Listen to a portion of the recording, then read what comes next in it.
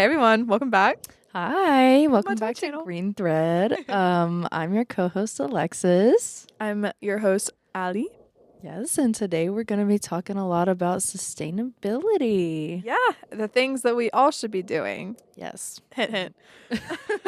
Alexis, did you know that an energy smart clothes washer can save more water in 1 year than one person drinks an entire lifetime? Save more water in 1 year than one person drinks in a lifetime. Yeah. So where can I buy this washer? I don't know. Maybe I don't know, honestly. I was gonna suggest some things, but they're not exactly eco-friendly. So maybe like search it up. Maybe I don't know. I'll invent Google something it. one day. I'll invent my own, and we'll have Yeah. the Green Thread eco-friendly washer. Absolutely. I think that would be so fun if we had like an LED light on a green thread, like on a washer, and just have that Yeah. as the green thread washer. Real. Anyways, if you were listening audibly, you missed our fun fact, which is really interesting for this episode to kind of tie us into our topic. If you are watching us, then great. You're doing wonderful. Doing an amazing job. We love you. We're so proud of you.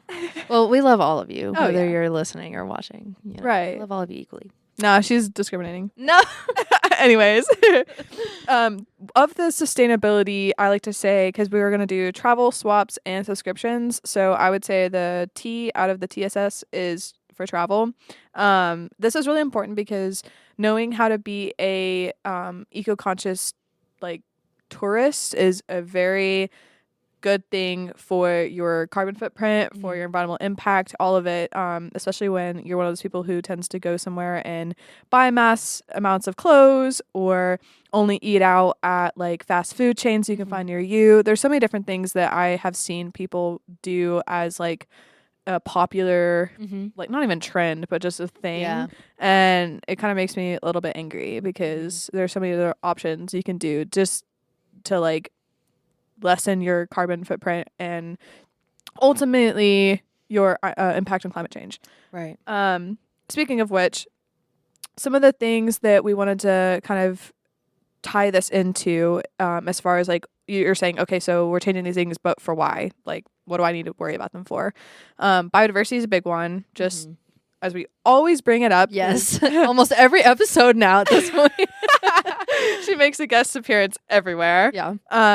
And things like, just supporting the local communities, even like just communities in general, and like any other local cultures that are around the places that you are going. It's very good to be mindful and respectful, very mindful and very demure. Yes. Very demure, very mindful. To those communities near you. One way to do that is just by choosing a place to stay or a hotel that's green certified. Some of the ones that I found were Marriott does, and Marriott International was specifically the one that they mentioned. Wyndham hotels are another one, and then I believe Hilton. Yes. Trying to get my notes here. Hilton hotels, Accor, Accor, and there's also a couple of other ones, but I didn't really want to get into a long list of places that people probably haven't heard of. Yeah. But those are the big name ones that I feel like, if you're thinking about traveling within the next couple of weeks, months, years, make sure that you're looking to see what kind of hotels are supporting sustainable practices. Yeah. And just to, jump in, what exactly does it mean for a hotel to be green certified? Do they just have certain practices with maybe doing their laundry or with how much water they're using? Like, what exactly does it mean for a hotel to be green certified, and how do they do that? I believe so.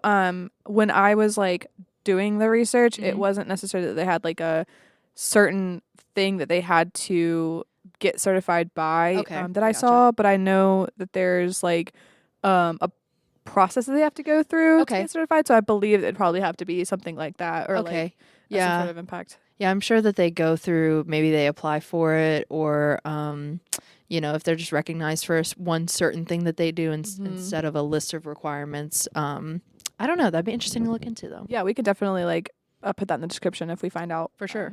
And then also just like how you're getting to these places. So transportation is another big one.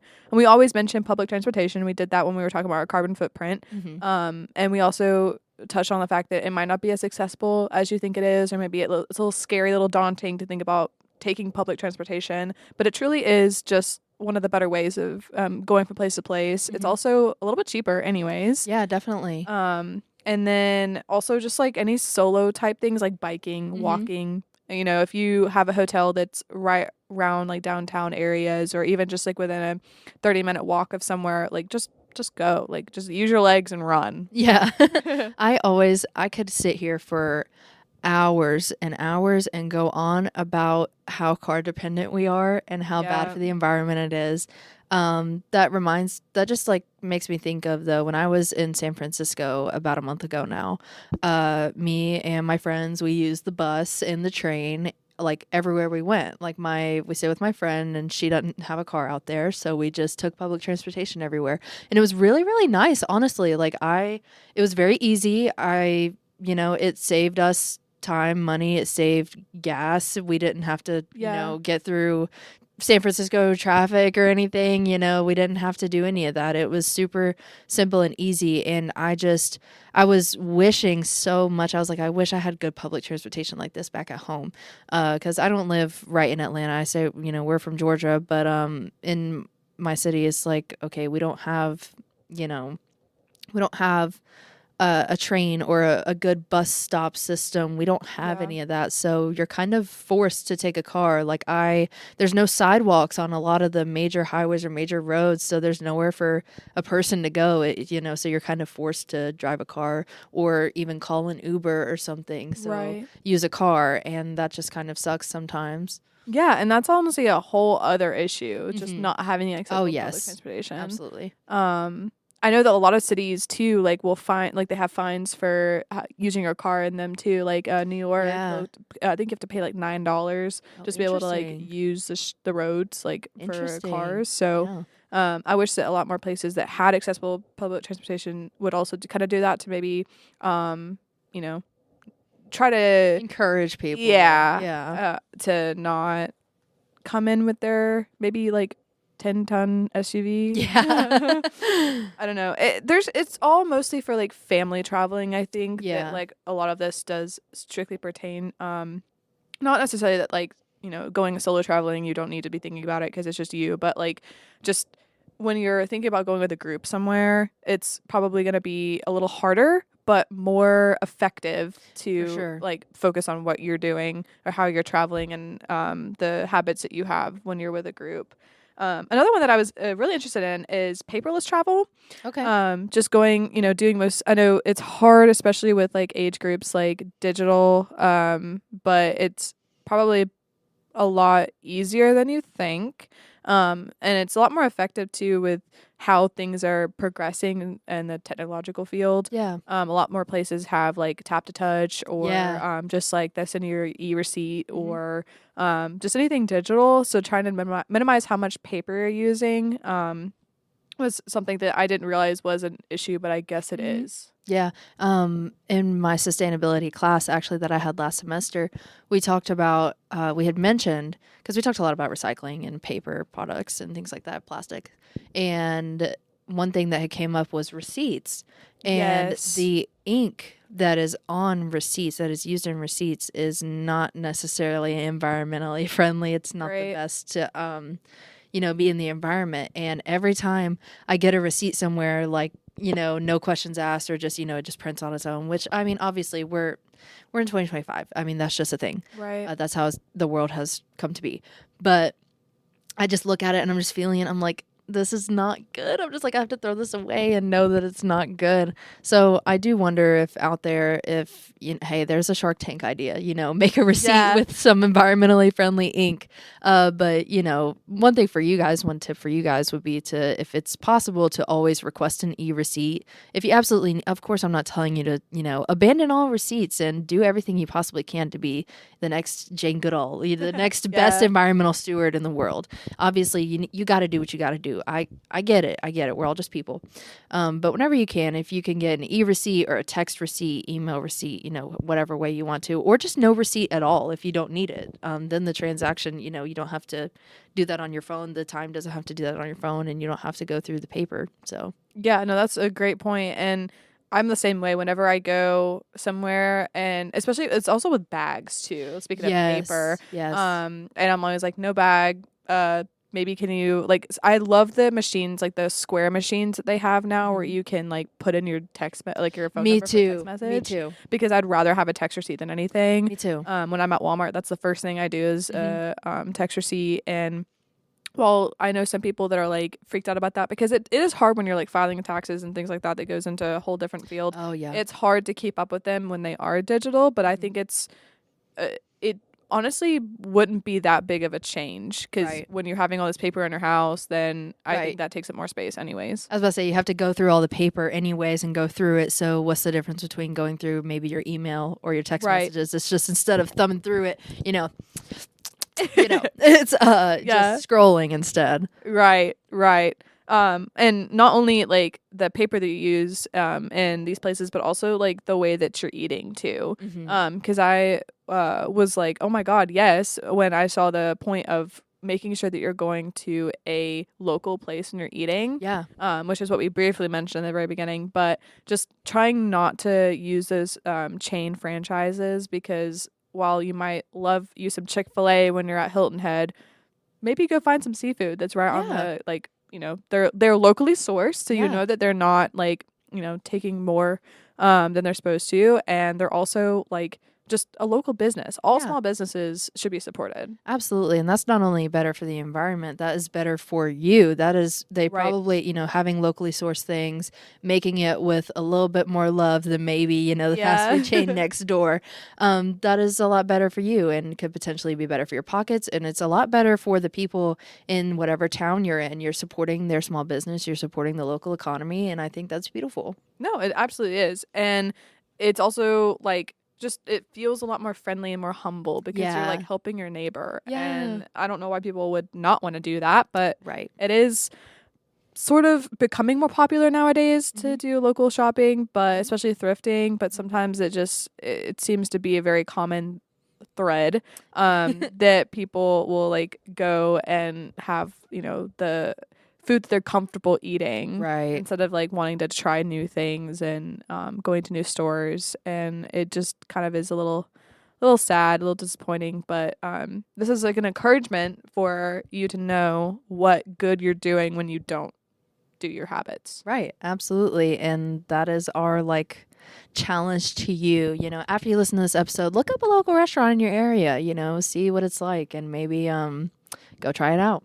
Yeah, in fact, last time, us being in this new studio is also kind of introducing Alexis to a new town. Yeah. And when she was down here last time, I was trying to be like a little tourist. I don't want to say like head or like, I didn't want to be the one to tell you, go here, go there, go yonder. A tour guide. Yeah, but I did take her to like a couple spots. One of them was one of our favorite coffee shops, and we have a behind the scenes video that we're gonna have on our Substack. So if you want to go and see that, you'll need to subscribe. But it's of her trying a matcha. Yeah, and getting her reaction. Delicious. That's all I gotta say. So fun. And we also went to a couple other like spots around town, but it's just fun to explore and just to see what hole in the walls you can find around you. Yeah, because there's plenty. Like every time you think, I've been living in the same town my whole life, and every time I think I've seen every single place, eaten at every single restaurant, gone to every store, I have not. I do in fact find another one. Right. And that can be only like not only for like stores, but it can also be for like places you're going for like tourist attractions too. Yeah. And like especially with us talking about like conservation and climate change, like zoos and aquariums that we talked about in a previous episode, of trying to make sure that you're not going to somewhere that's greenwashing, and just making sure that your main spots are sustainable to the best extent that they can be versus going somewhere like I'm gonna name drop SeaWorld and just doing it because everybody wants to do it and not realizing what they're actually doing. Anyways, this takes us into some like alternatives for the things you might have in your household of, sustainable swaps, just everyday items that maybe aren't being like bought by the right brand or used in the right way. A term that we like to coin with this though is called zero waste. That being like just something that you can reuse and doesn't have waste. Zero waste. Wow. Love it. Look how that works. People in the science world, they are so creative. Oh, yeah.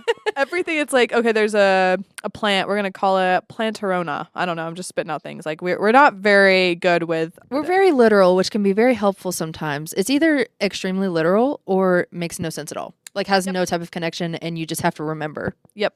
No, literally. But it's, like I said, there are like reusable things that can be like water bottles, grocery bags, produce bags, coffee cups, etc.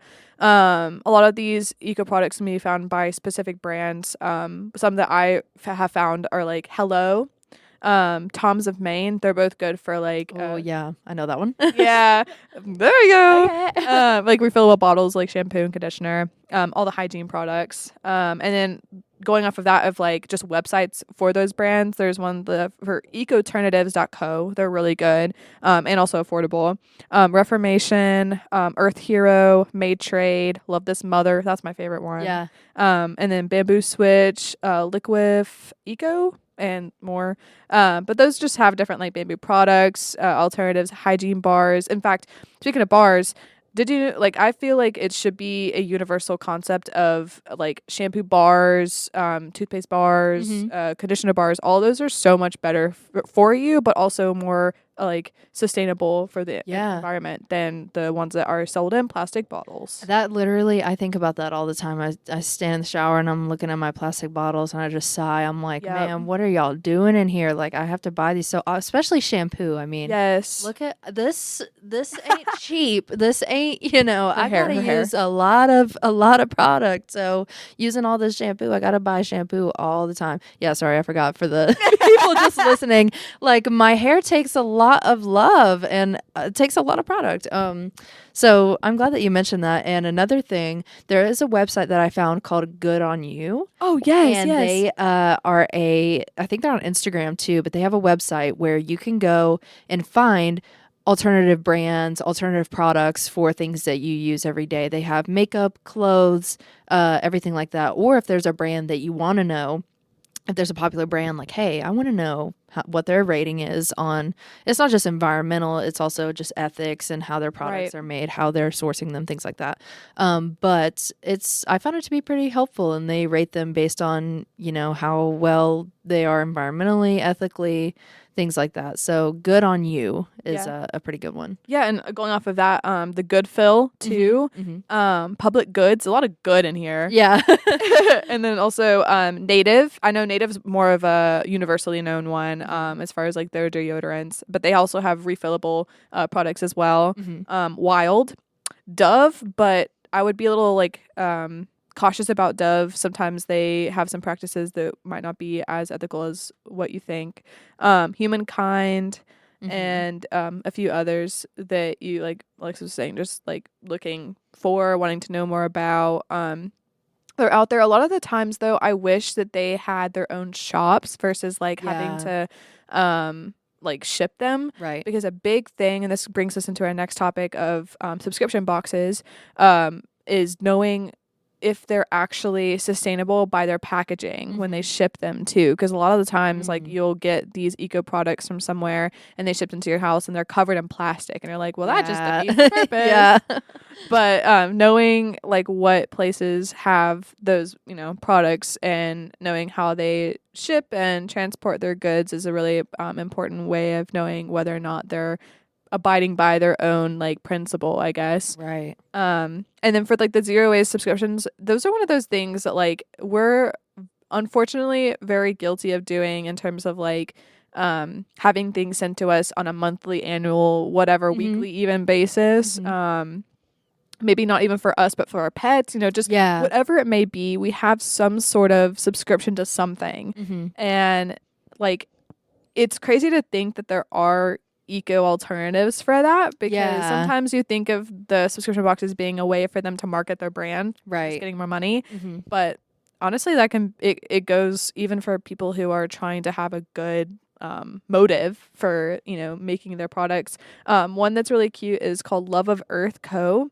And then I think it's called Alltrue. Yeah, Alltrue, MightyNest, EarthLove, Green Future. Those are a couple of examples. We can also have these listed in our description too. It's a lot of words. Yeah. This is more of a episode for us to kind of give you some examples so that you don't have to take the time and find them, because sometimes that can itself be a little bit like discouraging, because you don't want to have to go through and figure it all out. Right. And that's kind of like referencing back to our data accessibility episode, and just as you know, just a person on the internet and just trying to find, okay, sustainable blah blah, and you're trying to find it and you don't know if this company is telling the truth. You aren't finding results. You can't access certain things, or you're not finding what you're looking for. That can be a huge deterrent for actually trying to, because you may have it in your heart to really want the alternative, but you just don't know who to trust, what to read, or what even to search up. One product that I have found recently actually is called Pella, not sponsored, but I think that's how you say it. Pela, Pella. They make phone cases from recycled materials, and they are really awesome. I just got 2 phone cases from them. We will have to insert a pic somewhere on the screen, but I can also post it on the Instagram just to show you guys. It's so cute. The one that I have on my phone right now is of a bunch of little invertebrates. Love my little invertebrate dudes. I love little guys, little invertebrates. So yeah, super cool. Definitely check them out. They're always having deals. So yeah, and just like, that's not only, you know, you're getting a product that you love a lot, but you know that you did something good. Exactly. Instead of, you know, maybe wasting a bunch of plastic in a phone case or something like that. And that's exactly what my next point was going to be, is like, these brands are there to help consumers like find sustainable brands by promoting clean and non-toxic products, but also by finding, you know, ways to have a low impact on an environment and ultimately be mindful of what you're doing and what your specific footprint is being. And it's as easy as that. Just even like knowing what brands not to buy is another thing. Like scratch all the places that I just told you, or we've listed throughout this episode, just even knowing what not to do. And there's plenty of like apps to even like scan in the store. I think we've mentioned them in previous episodes too, that can help you just know what not to do. And that itself is a big impact. Oh yeah, absolutely. And most of the time, whatever is most convenient, cheapest, you know, in bulk, is very popular, is not going to be your best option. So if you're someone who follows a lot of trends and things, just be very wary of what you're buying, who you're buying it from, because most of just convenience is not environmentally friendly. The practices that the world has integrated to get products to us faster, get things to us faster, better, trendier, it's not good for the world, for the planet. So 2 of the ones that I just thought of as you said that, and I find to be really popular amongst people who are just doing it as convenience, is Shein and Temu. Yes. And sometimes I think that like you're not realizing how much money you're actually losing. Even though the product itself is cheap, it's not going to last you a long time. Exactly. I could stand on a soapbox all day and just preach about it. But you know, why would you, as a consumer, you have to think about these things about, okay, maybe I am only investing it's almost like an investment. You're investing $3 into a shirt, but that shirt may get a hole in it, or it doesn't keep you warm enough, whatever it may be. It's not going to last you forever, versus if you spend $100 on a nice sweater, that is going to keep you warm. That's probably going to last you the rest of your life. I mean, I've had talks with my professors. They have a lot more life experience than me. Some of them have had, you know, shirts for 20 years, and they're like, okay, so what? I'm an outfit repeater. I have a shirt that's lasted me 20 years. This is freaking awesome. Like, this shirt was made really well, and I'm helping the environment by just wearing what I have, doing, you know, things with what I have, instead of going out and buying something new every 6 months or every year just because I feel like I need to keep up. No, actually, and I don't know about you, but I definitely, whenever like I have hand-me-downs from my parents, like I feel proud to have them. Yeah, me too. Like I know that I just like help like made the longevity of that specific product even longer, because like I'm taking care of it, and it's still like in, like you said, good condition, and like sometimes they get to be where they are worth money too, because like it'll be like old band concert t-shirts and just, you know, paraphernalia like that actually could, maybe if you wanted to sell it or it wasn't that much sentimental value, you could and then profit off of it, versus like, you know, a leather skirt from Shein that cost you $2 and it ripped on your first try Mm-hmm. just because it's not durable enough. Like sometimes people just think about it in the like present tense or like right in that moment. Like this is really cheap. I'm not gonna get my paycheck until next Friday, so I need to be very mindful. But then it's not really demure because then you're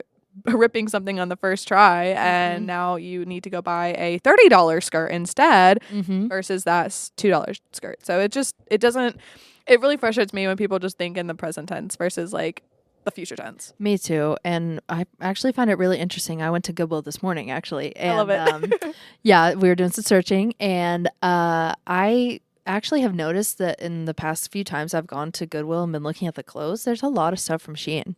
Yes. So I'm wondering if that's because the quality is poor. So they're like, okay, I've worn this, 3 times and it's already not looking like brand new, so I'm getting rid of it.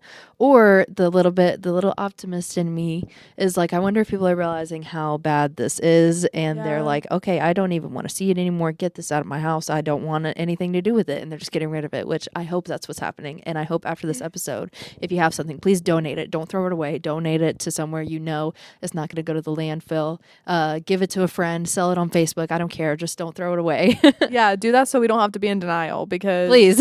it's hard. It's really hard to go and like see, like you said, all these different brands that we know are environmentally poor, and they're going to be there and probably not get bought again, because if hopefully, I mean, honestly, that would be the best in for them if somebody else knew that they weren't good so they didn't buy them. But at the end of the day, they're still going to go to a landfill somewhere if they sit.